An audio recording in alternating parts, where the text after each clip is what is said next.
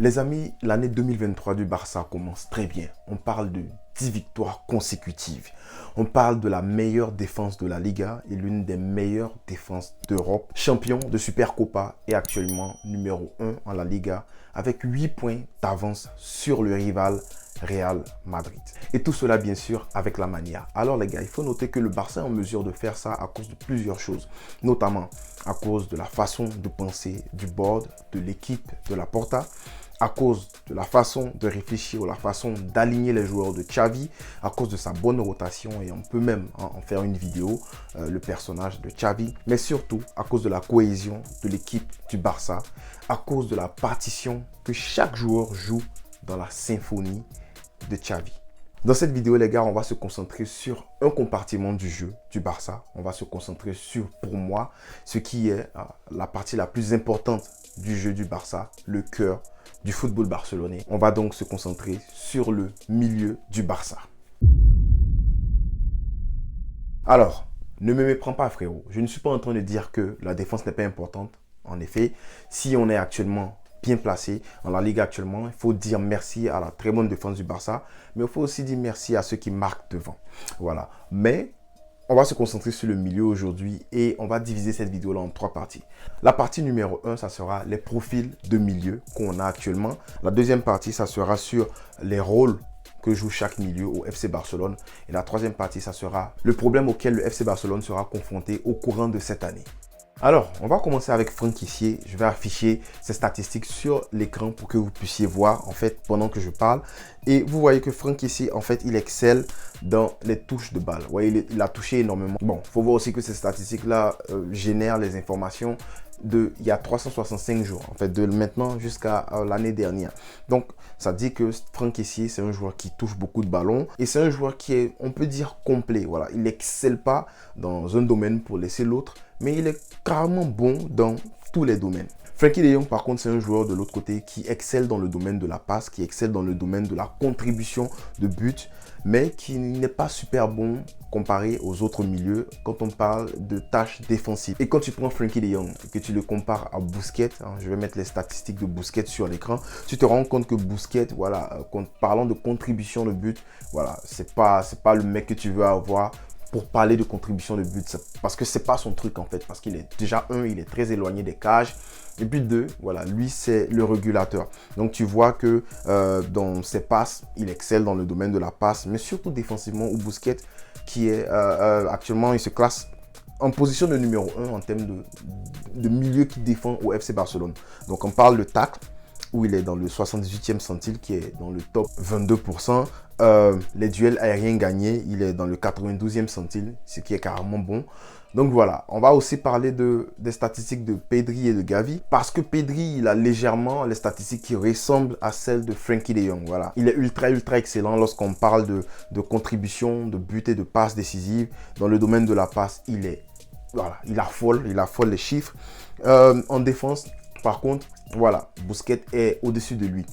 Par contre, quand tu parles de Gavi, tu te rends compte que c'est dans les dribbles, au milieu de terrain, qu'il excelle beaucoup, dans les take-on, c'est-à-dire la façon dont il dribble les défenseurs ou bien les milieux adverses, il excelle beaucoup là-bas. Et dans les duels aériens aussi, il est beaucoup mieux que Pedri. Voilà, je ne pouvais pas entrer dans les détails, sinon la vidéo allait être trop longue.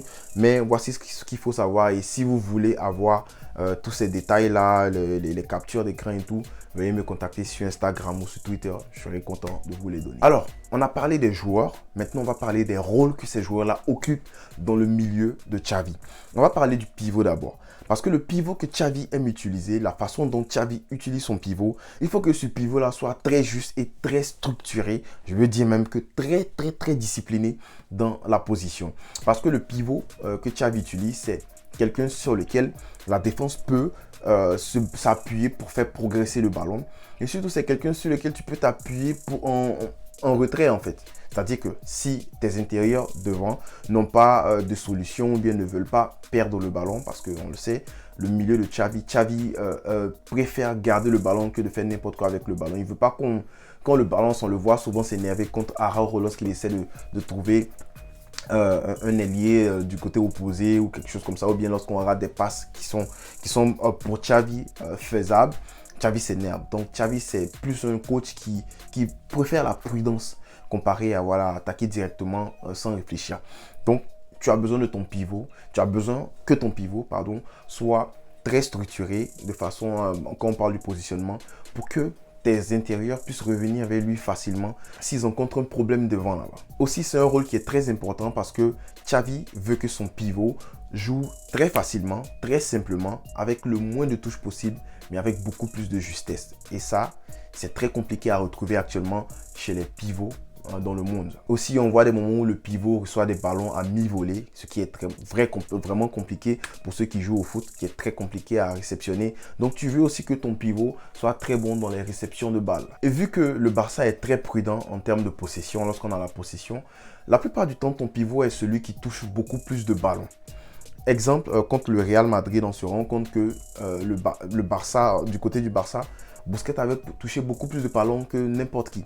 Et surtout, je me rappelle que contre l'Atlético, c'était Jules Koundé et Christensen qui touchaient beaucoup de ballons. Mais après eux, c'était Busquets qui avait touché le plus de ballons. Pourquoi? C'est parce que le pressing de l'Atlético Madrid était très très agressif, ce qui empêchait nos intérieurs de se retourner et puis de jouer plus avec le ballon. Dans ce rôle-là, pour exceller au FC Barcelone, dans le FC Barcelone de Xavi, il faut être excellent, très bon défensivement. Busquets actuellement, c'est bizarre, mais ouais, Busquets c'est un ball winner au Barça. Il a 1.4 interceptions par match et c'est celui qui a le plus d'interceptions entre les milieux du Barça. C'est étonnant parce que si on parle d'interception, tu vas te dire ah ben c'est Gavi, mais Busquets a plus d'interceptions que Gavi en fait sur la durée depuis les 365 jours derniers. Dans cette position, en plus d'être un ball winner, tu te dois d'être résistant aux presses. Oui, parce que c'est une position qui est target, c'est une position qui est visée, je peux dire ça comme ça, par l'adversaire parce qu'ils savent que le ballon passe toujours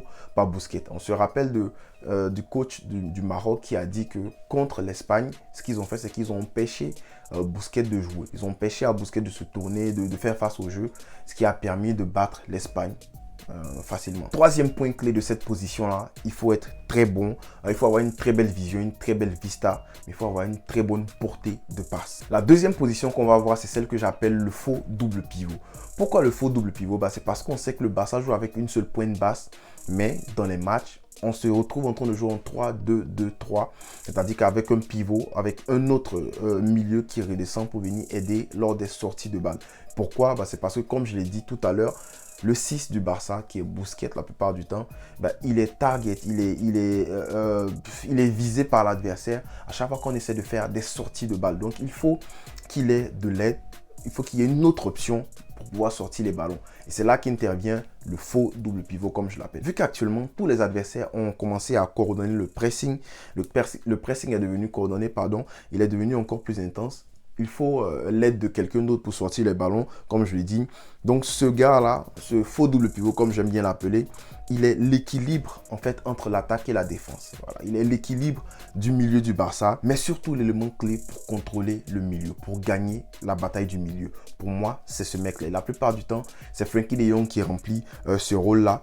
C'est aussi un mec qui doit dicter le tempo du jeu. Donc, bien évidemment, très très important dans la progression. On a le troisième rôle qui est l'intérieur en soutien d'attaquant. Je ne sais pas où j'ai trouvé ce nom-là, mais vous allez comprendre pourquoi je dis ça. Pourquoi intérieur? C'est parce que voilà, c'est comme le 8 du Barça, mais il est en soutien d'attaquant parce qu'on a l'habitude de les voir juste derrière l'attaquant ou bien entre les lignes, dans les half space, dans les demi-espaces. Voilà, ce sont ces mecs-là qui se projettent, ce sont ces mecs-là qui redescendent pour créer le surnombre sur un côté, par exemple. La plupart du temps, Gavi sur le côté gauche qui va créer le surnombre avec Dembélé et puis Baldé. Ou bien à droite, souvent Pedri le fait, souvent c'est vice-versa. Actuellement, en fait, le Barça, on va parler de ça tout à l'heure, le Barça, il n'y a personne qui a son rôle, comment je peux dire ça, qui a son rôle épinglé à lui là, à part Sergio Busquets. Les gars tournent, ça circule, le milieu tourne. C'est le box midfield de Xavi. Alors l'intérieur en soutien d'attaquant, il est moins participant à la progression du ballon. Et il est plus dans le final third de l'équipe adverse. Voilà, c'est le gars qui doit te claquer des buts. C'est le gars qui doit compenser lorsque ton attaquant ne marque pas. On l'a vu avec Gavi, la plupart du temps avec Pedri aussi, surtout l'année dernière où il était excellent dans cette position-là, mais cette année qui est devenu un peu plus comme un quarterback. Cet intérieur-là, c'est lui qui va recevoir le ballon entre les lignes. Donc ce rôle-là, en fait, il est plus basé sur les mouvements. Voilà, il est plus basé sur les courses dans le dos, sur les décrochages, sur les créations de surnoms sur le côté, plein de choses comme ça. Et vu que le mec là, il est placé dans une zone qui est très dangereuse pour l'adversaire, bah tu vas te rendre compte que dans cette position là, les mecs ils ont moins de temps de toucher le ballon, mais surtout, ils ont moins d'espace. Oui, parce que tu es juste en face du défenseur, donc il ne va pas te laisser te tourner. Donc ça te donne moins d'espace et moins de temps avec le ballon. Donc c'est une position, il faut être très confortable pour se retourner rapidement et faire face au jeu. Mais surtout, il faut être très décisif dans la dernière décision. Et on se rappelle de Gavi contre le Real Madrid qui fait 2 belles passes D dans cette position-là. Voilà. En fait, ça te montre que Gavi est plus habilité à jouer cette position-là plutôt qu'à jouer dans la position du faux double pivot, exemple, ou je sais pas, ou dans une autre position dont on va parler maintenant. On a aussi un autre intérieur qui lui doit être très intelligent dans le jeu, mais surtout dynamique. On a vu souvent Pedri récupérer le ballon, ne pas avoir d'option, mais essayer d'aller vers l'avant et puis dribbler 1, 2, 3 joueurs et puis libérer une passe ou décrocher, par exemple, lancer Dembélé dans la profondeur.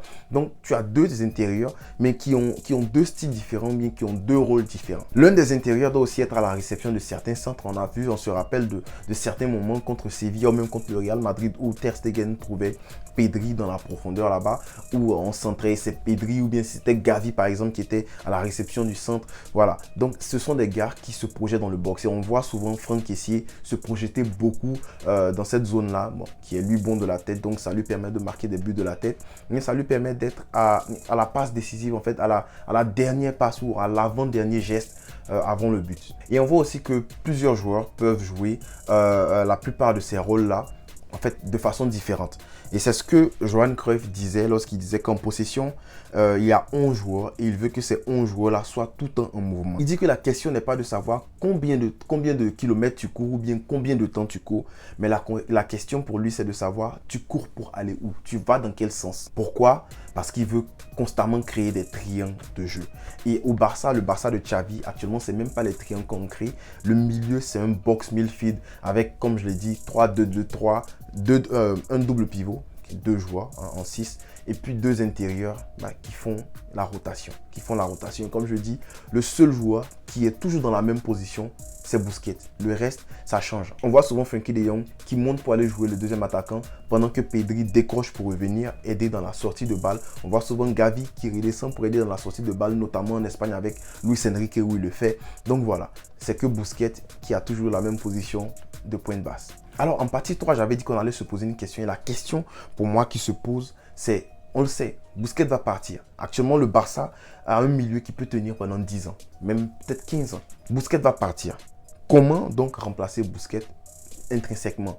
Comment remplacer Busquets sans perdre de la valeur ou sans changer quoi que ce soit? Oui, c'est sûr que Xavi va créer quelque chose. Xavi va innover lorsqu'il aura peut-être un joueur sous la main comme Zubimendi ou bien un joueur comme Amrabat. Mais si je dois répondre sans donner le nom d'un joueur, je pense qu'il faut se focaliser sur un monstre en récupération. Ça serait important. Pourquoi un monstre en récupération? C'est parce que pour la progression du jeu, on a quelqu'un comme De Jong qui pourrait le faire balle au pied en cassant des lignes. On a quelqu'un comme Pedri qui sait très bien le faire. Et on a aussi Gavi, on l'a vu, qui est le meilleur en termes de dribble au milieu. Donc la progression de balle, elle est déjà là. On a besoin d'un monstre de récupération. Ça pourrait être Kessié, qui était un excellent récupérateur au Milan AC, mais actuellement qui est devenu plutôt un milieu récupérateur très passif au Barça. Alors, ça ne veut pas dire qu'il ne récupère pas le ballon et ça ne veut pas nécessairement dire qu'il n'est pas bon en récupération. Peut-être que c'est parce que en Italie, on l'a vu, en Italie, les contacts sont beaucoup plus permis qu'en Espagne. En Espagne, on cible beaucoup plus les contacts. Cependant, on le sait, Kessié, c'est un monstre de la récupération. Donc, peut-être que Kessié serait une réponse à la question. Pas la réponse à la question, mais une réponse à la question. Une autre réponse serait de le mettre en double pivot avec Frenkie de Jong ou bien de signer carrément Zubimendi que Xavi aimerait avoir au Barça. Peut-être aussi ça pourrait être Amrabat. Donc, j'attends votre réponse en commentaire. Comment remplacer Busquets? Parce que pour moi, c'est la question. C'est la question à 70 millions d'euros, mais je sais pas. C'est la question à 100 millions d'euros sur ce milieu du Barça là. Alors, c'était l'épisode numéro 1 de Extra Time. J'espère que vous avez apprécié. Dites-moi en commentaire s'il y a quelque chose que je n'ai pas souligné, que vous aurez préféré que je souligne, ou bien s'il y a un truc que vous voulez ajouter. Je serai content de lire vos commentaires et pourquoi pas d'y répondre, bien sûr. N'oubliez pas de lâcher les commentaires, frérot, parce que ça me montrera que vous aimez la rubrique là et on va continuer, pourquoi pas. On ne cessera jamais de le dire, les gars. Peace, gars.